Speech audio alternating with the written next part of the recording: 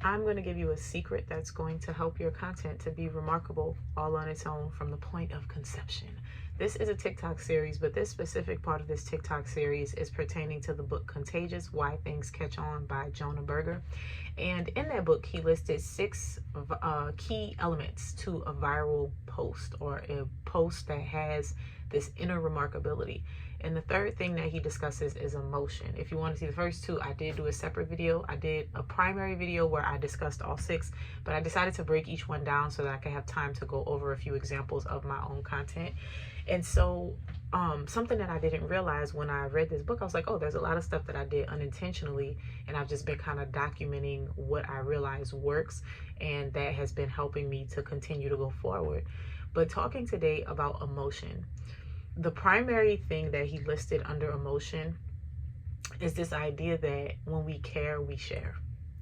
And I'm gonna tell you something, negative emotions just do better than happy ones. So even if you are presenting a more positive approach, it's best to talk about it in a way that is more negative. And this is actually something that I just finished the Make More Offers challenge with Myron. I'm going to put a link to that challenge in the description of this video. That I think I'm going to do it again.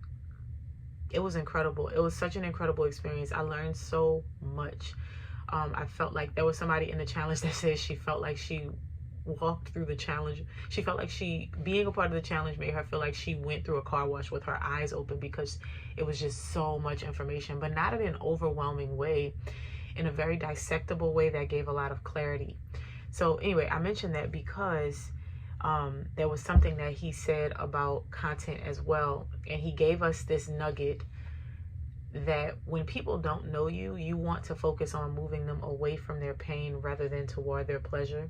And that kind of goes hand in hand with this, right? So for instance, like I said, we share the things that we care about, and we have a tendency to share more negative things or things that are more rage baity.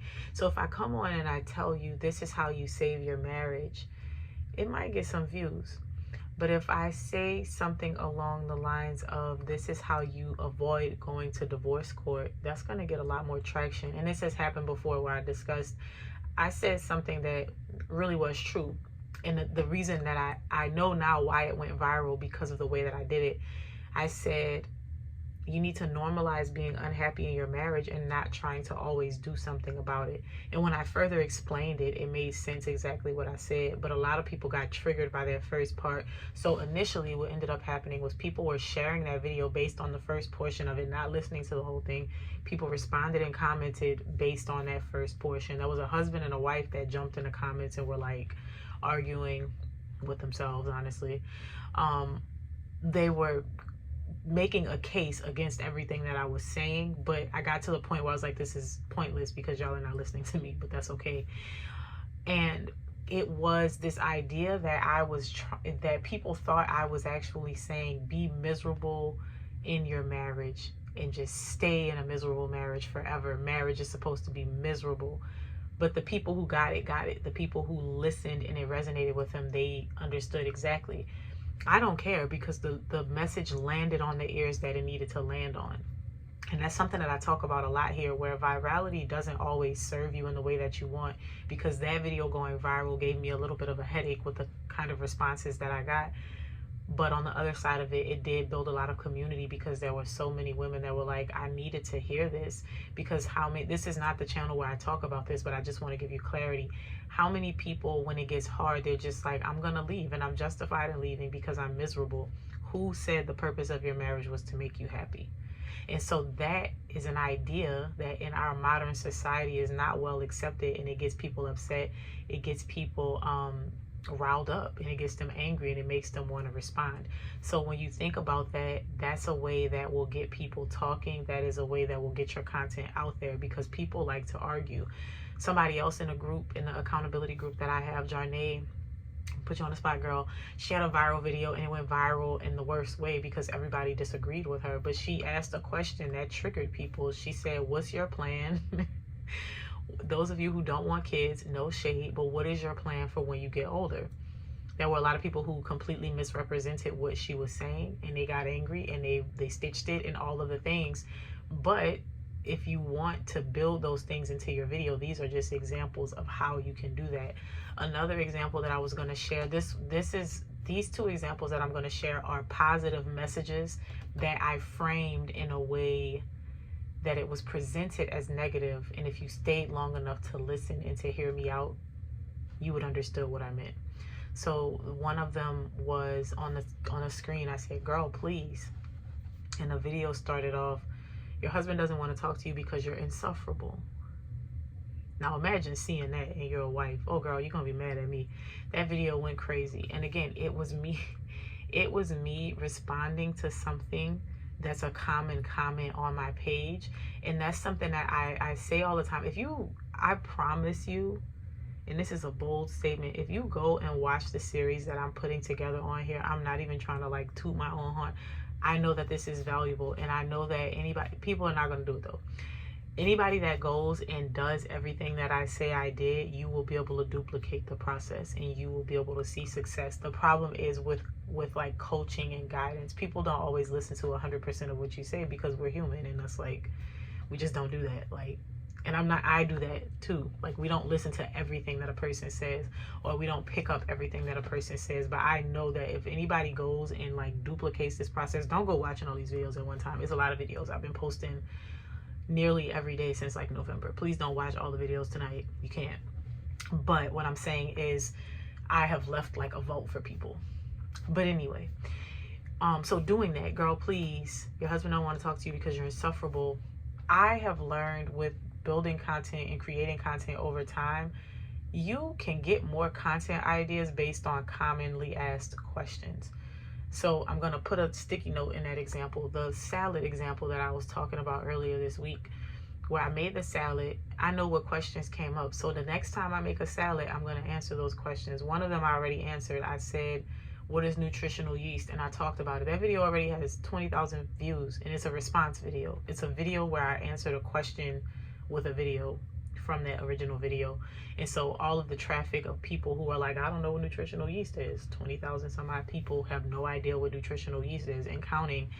And so that was useful. There were people who asked, "Does this store overnight? Can you leave it in the refrigerator? Can you do meal prep? Can you put some gloves on?" Like, all of those questions are things that I would then go back and answer, but I would frame it in a way that makes people intrigued. So coming back to the one that I put a sticky note in, the "Girl, please," what my message was, "Hey, change the way that you interact with your husband and you will get a better result." But I framed it as, your problem is you are insufferable. Same message, but framing it that way and saying that first is what initially drew people in to engage with the video. And this is something I talk about all the time, where practice makes perfect.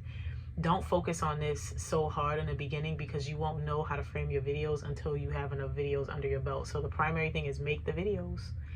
This stuff that I'm giving you now is, let's say you've been making videos for like a month at least.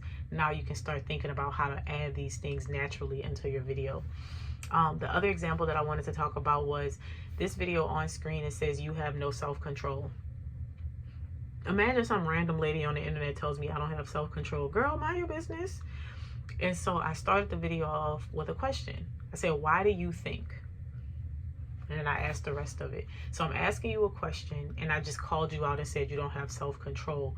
That makes people emotional, because when you read that, you know you don't have self-control. You're eating a cheeseburger right now.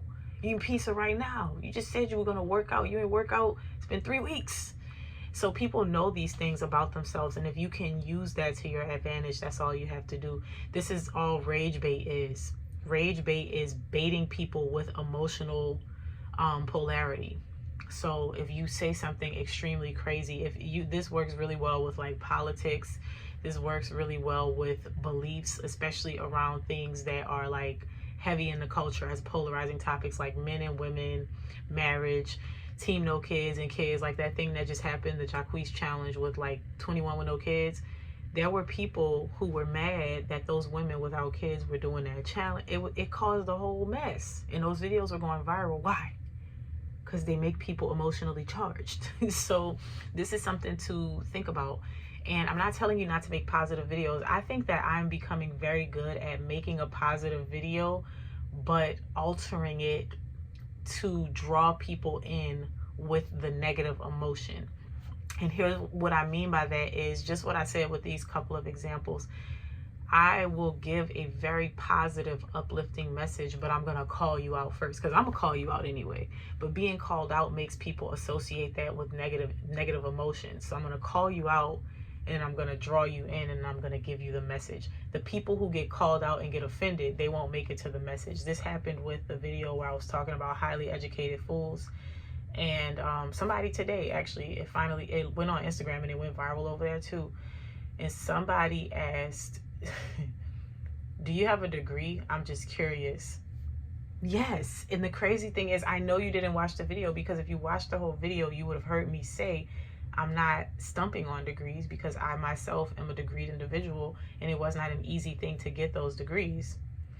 But the truth is the truth, right? And so people will get triggered. People will listen to that, because I started the video off, I said some of us are highly educated fools, and I went on to make my explanation. Now, if you're one of those highly educated fools, and I'm not trying to be funny and pick on you, you immediately got offended, and you made up your mind what I was talking about before you actually heard me out. So those are the people that get emotionally charged, and they share it, and they go back and forth, and all the things. I don't even think that lady's gonna respond, because, ma'am, the post is about you, right? So that is an example of using that emotion. So I'm gonna stop this here, because I don't want to do too much. I don't want to overwhelm anybody. And when we come back, we're going to be talking about public. But if you have not seen the other aspects of this breakdown, just look at the videos before this one. The one right before this one is a pause, because I wanted to address something, but the 3 videos immediately before that are going to help you to tie together what I'm talking about here. And then the next 3 videos are going to be tying it all together. So I will see you tomorrow, friend.